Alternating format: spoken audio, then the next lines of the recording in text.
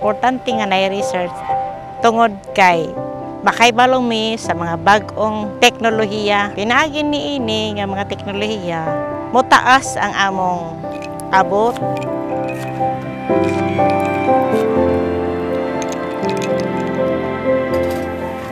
Among nakita nga mas mulambo pa data kung atong i-process ang produkto.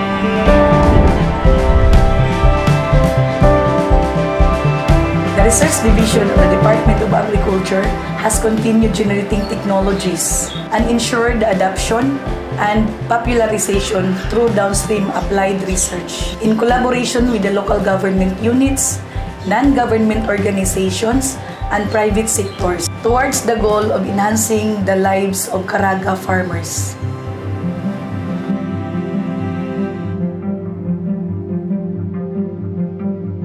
Ang next gen nga project is nagsugod niya tuntoy 2014 diri sa ato ang region. And ang main purpose gud niya is para maka-determine ta kung unsa nga mga rice varieties ang nindot og performance diri sa ato ang region.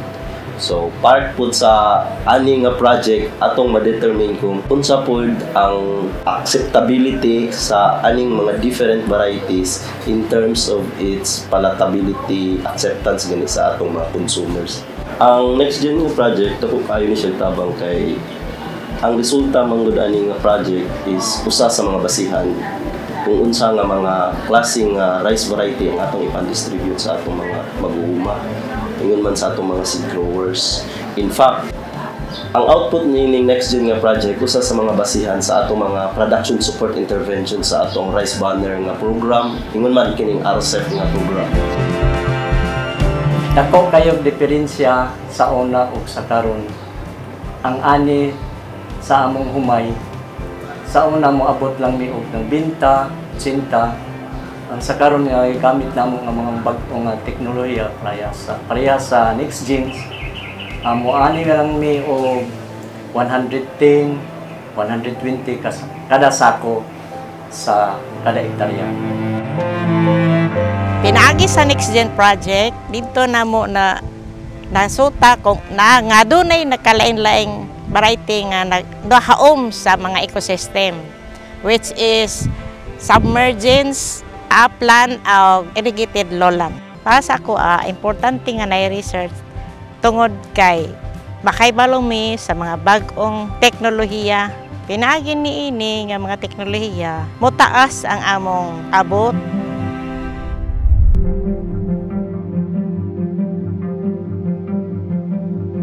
The objectives of this program is to increase soybean production through the use of quality soybean seeds, capacitate soybean farmers to engage in soybean seed production, to improve post-harvest practices and production of quality seeds, and to strengthen the linkages of soybean market.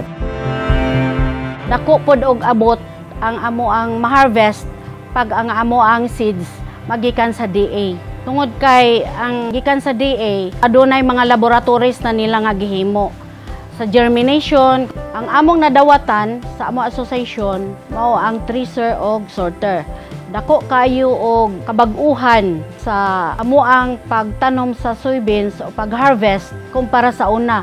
Kay sa una, mo-consume ka og sa isa ka hektarya sa pagpalo-palo mo consume og isa ka semana. Tag napulo ka tao kada adlaw. Tapos ang sa sorter katong paligid abutan pod og semana sab.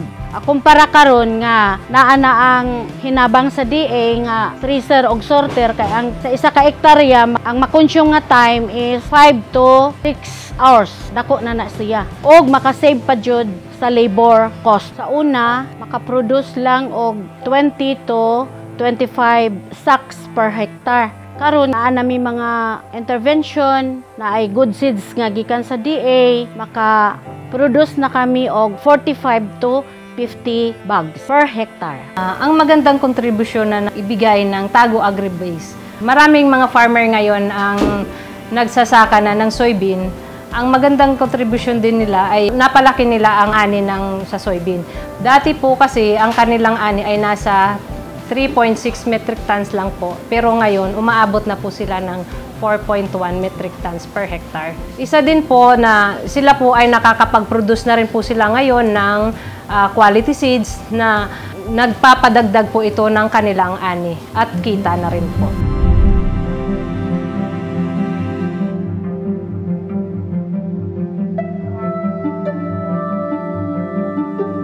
Ato ang project, ang community-based mushroom production project ang nag-start atong 2014, pero ang ato ang mga advocacy activities sa maaning seminars and trainings nag-start lang atong 2016. And gikan 2016 up to now, nanatay na record nga 47 active growers or active mushroom growers sa tibuok Caraga region. And out of these 47 ka mga mushroom growers, naatay 10 mushroom processors, include na ani ang sa ato ang 10 ang ato ang MSCC Pagco. Ang purpose sa atong project mao ang pag-maximize sa ato ang farm maize sama sa rice straw, corn cobs ug uban pang organic materials for additional income sa ato ang mga mag-uuma. 2021 August 3 nagkandak og seminar ang Del Monte Research Station. And usa ang sipag ko sa participants, pati na pod ang mga membro. After sa seminar, nagsugod din mi sa mushroom. Nakita na mo nga ang mushroom fruit, perishable o dali lang siya madaot. Nag-decide ang grupo nga mag-process para dili masayang ang mushroom. Among nakita nga mas mulambo pa dayta kung atong i-process ang produkto. Sa pagkakaroon, doon na tayo mga klase-klaseng na process sa mushroom. Na mushroom patty, mushroom sisig, mushroom pizza, mushroom probiotic, din mushroom pater, o uban pa.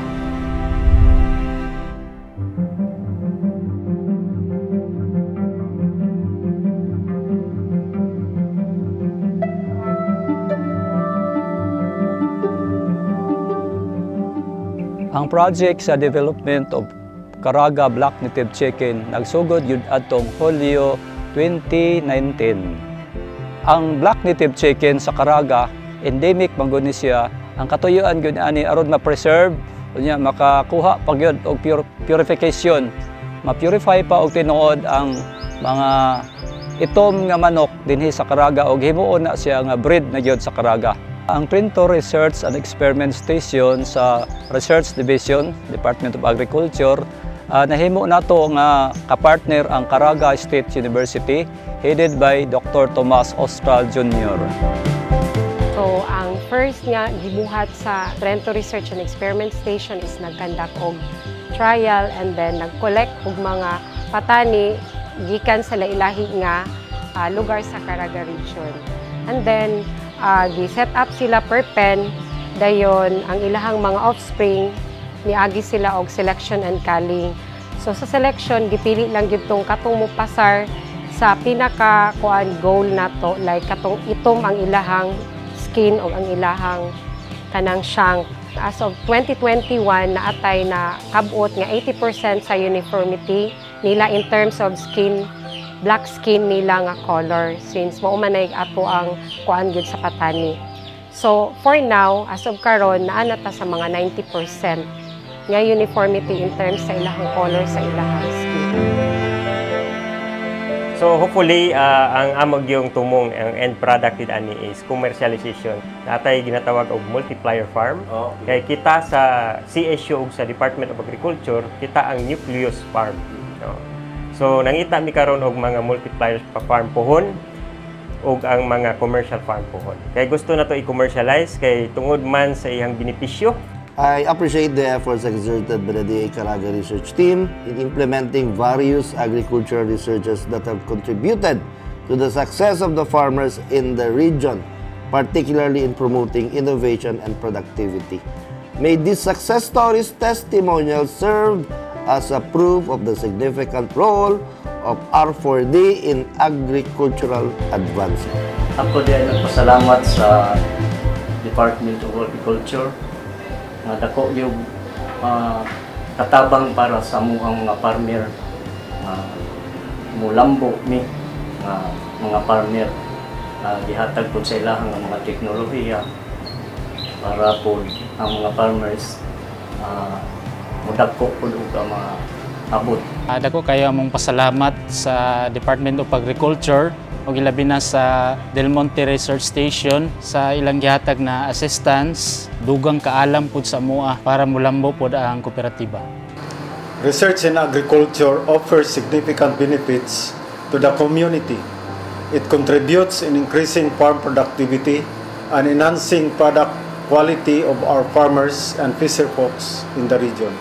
The Department of Agriculture, Caraga, through the Research Division, is committed to strengthening the research for development through collaboration, coordination, and cooperation with the region's agri-fishery stakeholders. We will continue to be your partners in accomplishing the task of achieving our goal, masaganang agrikultura at maunlad na ekonomiya.